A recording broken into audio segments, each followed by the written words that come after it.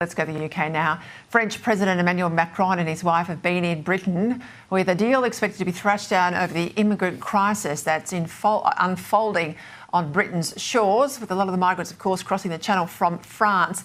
There's a new record there too, 20,000 migrants crossing the Channel illegally in just the last 6 months. Keir Starmer and the French leader are expected to unveil a one-in, one-out returns policy that will give Labor the power to send up to 50 migrant boats a week back to France. Joining me now to talk through this all. This is very reminiscent of Operation Sovereign Borders of a version. News Corp's European correspondent Sophie Elsworth. Well, Soph, as I said, it's got a lot here about Operation Sovereign Borders, but it is a crisis. And I tell you what, the French can't wash their hands of this, can they? Great to be with you, Peter. No, they certainly can't wash their hands of this.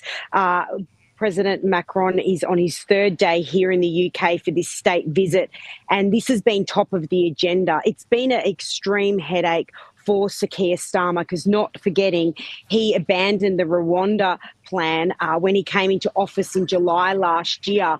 And the illegal boat migrants coming into this country continue to soar. So it's expected today that the two of them, French President and Keir Starmer, will have a press conference later this afternoon, local time, and hopefully a deal is struck to try and resolve this crisis once and for all.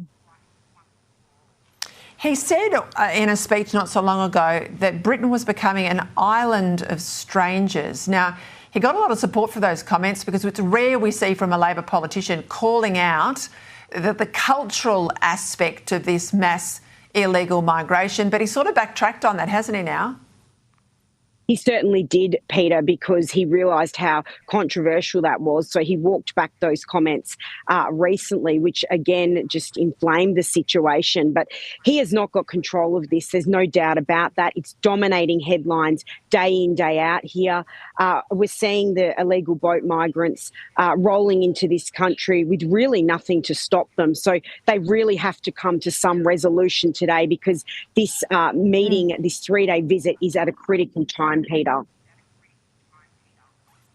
Yes, and of course the King and the Queen were turning it on. The British diplomatic sort of soft glove was there. We expect the same thing to happen for President Trump, who will make his second official state visit to the United Kingdom.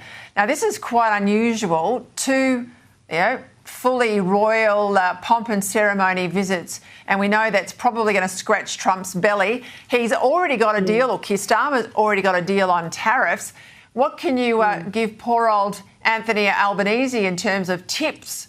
We don't have a royal family here we can, roll out. What could we do to get on the good side of Donald Trump?